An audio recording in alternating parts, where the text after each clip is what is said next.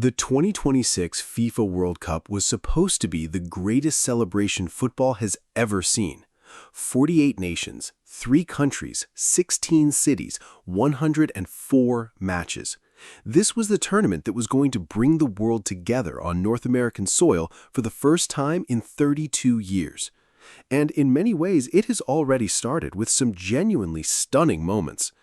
Mexico kicked off the entire tournament at the legendary Azteca Stadium, and the atmosphere was electric. 60,000 people packed that historic arena, waving flags, singing songs, and celebrating a 2-0 win over South Africa. Then, the United States took the field on June 12th, and striker Folarin Balogun scored twice in the first half to help the USMNT demolish Paraguay 4-1 in a statement performance that shocked even the biggest optimists. By the time Gio Reyna hammered in a 4th goal in stoppage time, it looked like the perfect start. But here's the thing. Behind all of that celebration, behind the goals and the excitement, something else was quietly unfolding. Something that the cameras didn't always zoom in on. Something that has supporters, commentators, and football insiders asking some very uncomfortable questions about the direction this tournament is heading. Empty seats, expensive tickets, and some very frustrated fans. So what is actually going on at FIFA World Cup 2026? And is this a genuine problem or just growing pains from the biggest tournament ever staged? Let's start at the beginning, because context here really matters. The 2026 World Cup was always going to be a logistical challenge unlike anything football had ever attempted. Spreading 104 matches across the United States, Canada, and Mexico meant enormous distances, multiple time zones, different visa requirements, and wildly varying costs depending on which city you were traveling to. FIFA knew this going in. The expanded format, featuring 48 teams for the first time, was designed to bring in more nations, more fans from more corners of the world, and ultimately more revenue. The thinking was straightforward: more matches, more excitement, more money. But more matches also means more seats to fill, and filling those seats has turned out to be far more complicated than anyone at FIFA headquarters seemed to anticipate. The opening day, June 11th, gave us 2 matches: Mexico versus South Africa at the Azteca in Mexico City, and South Korea versus Czechia in Guadalajara. The Azteca was a sellout. The noise, the color, the passion, everything you'd expect from a Mexican crowd at a World Cup on home soil was fully present. It was breathtaking. But in Guadalajara, the story was different. Despite official attendance figures claiming the 46,000-seat stadium was nearly full, the television broadcast told another story. Rows of empty seats were visible throughout the match. Not just a handful, rows. The kind of visual that once you've seen it is very difficult to unsee. And it didn't get better from there. Here's where things get really interesting. When June 12th arrived and the United States prepared to take on Paraguay at SoFi Stadium in Inglewood, California, the football world expected a sellout. This was a co-host nation. This was Los Angeles. This was one of the most high-profile matches of the entire group stage. SoFi Stadium, one of the most modern and impressive venues in North American sport, was hosting the USMNT's first World Cup home match in over 3 decades. And with just days before kickoff, tickets were still unsold. Reports from FIFA's own ticketing website confirmed that as of a few days before the match, there were still around 132 official tickets available through FIFA's portal. But the real picture was even striking. When you included FIFA's own resale marketplace, along with platforms like StubHub and SeatGeek, thousands of tickets were still floating around with no buyers. So why weren't fans buying? The prices. FIFA dramatically increased ticket prices for this tournament compared to previous World Cups. The cheapest available tickets for the USA versus Paraguay match were priced at $1,120. Not the cheapest seat in the stadium, the cheapest available ticket on the open market. The most expensive regular seats were going for $2,735. To put that in perspective, that figure is actually higher than what tickets were selling for at the 2022 World Cup final in Qatar. For a group stage opener against Paraguay. The reaction from fans was immediate and it was fierce. Social media lit up. Football supporters groups started circulating comparisons. One that gained a lot of traction pointed out that the $1,120 minimum you'd need to spend to attend the USA's World Cup opener could alternatively buy you a full season of tickets at clubs like Manchester United or Real Madrid. Even U.S. President Donald Trump weighed in when asked about attending the match, famously saying he'd love to be there, but he wouldn't pay those prices either. When the sitting American president publicly says he wouldn't buy a ticket to watch his own country's World Cup opener, it tells you something. And this wasn't just a U.S. problem. Canada's opening match against Bosnia and Herzegovina in Toronto on the same day had even more unsold tickets through FIFA's website, with reports suggesting over 200 tickets still available through official channels and a far higher number through resale platforms. But there's another angle to this that goes deeper than just high prices. Football has always had a ticketing problem at major tournaments. Empty seats at World Cups aren't entirely new. We saw it in Brazil 2014, we saw it in Russia 2018, we've seen it at Copa Americas and Euros too. Corporate hospitality, ticket allocations to national football associations, packages that get bought and left unused, these are systemic issues that FIFA has been criticized for managing poorly for years. What makes 2026 different is the scale. When you have 104 matches to fill across 3 countries, the challenge isn't just selling out the 10 or 12 headline games. It's filling seats in cities where neither team playing has any significant local following. It's convincing a family of 4 in Seattle or Dallas to spend thousands of dollars on flights, hotels, and tickets for a group stage match between 2 nations they may have minimal connection to. And FIFA's variable pricing model, introduced for this tournament, was supposed to be the solution. The idea was elegant on paper. In-demand matches would cost more, lower-profile matches would be more affordable. Supply and demand would sort it out. In theory, that sounds fair.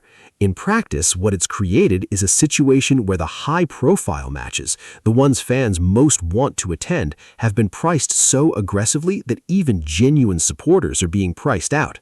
And some of the lower-profile matches struggle to generate any organic demand at all.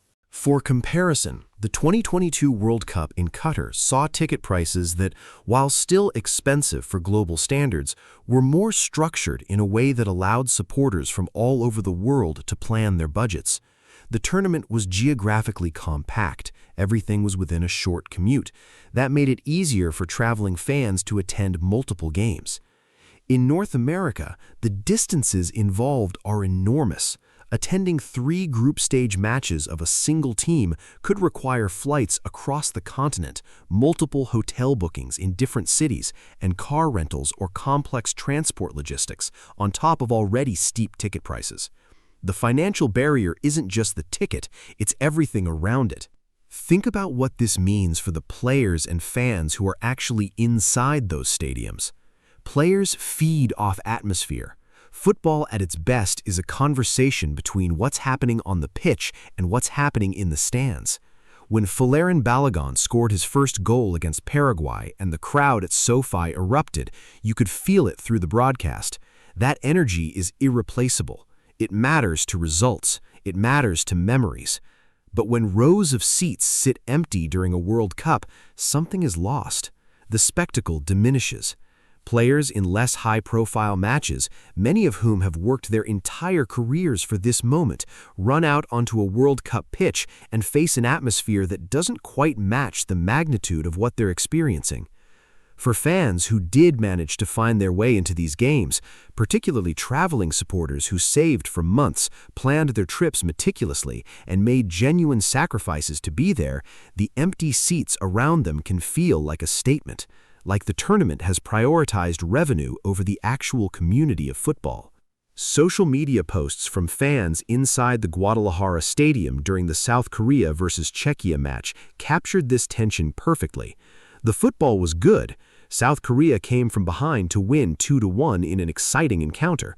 But the visuals of empty sections in an international stadium hosting a World Cup match kept surfacing. And once those images circulate, they shape the narrative whether FIFA wants them to or not.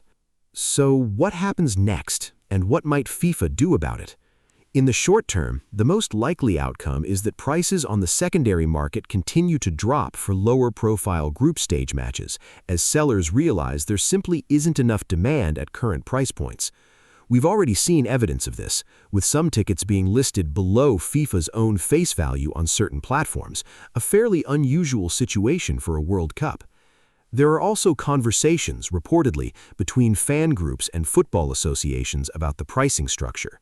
England's Football Association, for instance, has been reported to be preparing formal concerns for FIFA about what supporters groups have described as outrageous pricing levels, particularly for later rounds. FIFA, for its part, has so far maintained that the tournament is on track and that demand remains strong. Gianni Infantino and FIFA leadership have not publicly addressed the empty seat concerns in any meaningful way. The organization's official position appears to be that any visible gaps will fill as the tournament progresses and the knockout stages approach. That's plausible. Semifinals and finals at major tournaments almost always reach capacity, regardless of price, because the spectacle at that level transcends even the most painful ticket costs.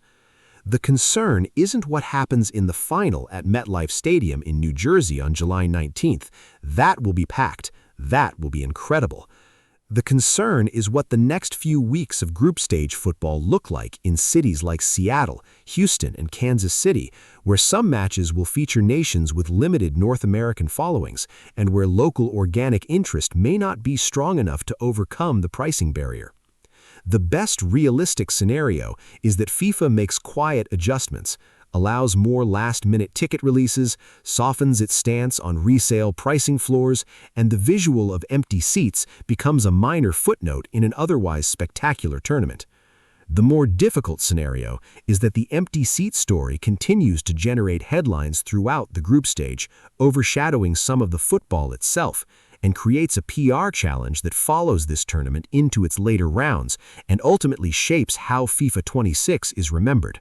Here's where we land.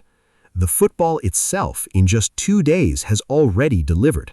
Mexico winning their opener at the Azteca, South Korea's comeback win over Czechia, the USA's stunning 4-1 demolition of Paraguay, a result that nobody quite expected to be so one-sided, and which announced this USMTN as a team that could genuinely make a deep run in this tournament. 3 red cards in the opening match, own goals, last-minute strikes, drama from the very first whistle. The actual football is delivering everything the sport can offer, but the infrastructure around that football, the ticket pricing, the empty seats in some venues, the questions about accessibility and fairness, is creating a conversation that won't go away quickly. And it's a conversation that matters because the World Cup isn't just a business event, it's a cultural moment. It belongs to fans. And when fans are locked out by price, something important shifts. What do you think? Is FIFA's pricing model at the 2026 World Cup fair, or has it gone too far? And does seeing empty seats in a World Cup stadium change how you feel about the tournament? Drop your thoughts in the comments below. This is one of those conversations where your perspective genuinely matters. If you're following FIFA 26 closely and want more analysis, breakdowns, and reaction as the group stage unfolds, make sure you hit subscribe and turn on notifications so you don't miss a single video. This story is still developing, the football keeps coming, and as always, the World Cup never stays quiet for long. See you in the next one.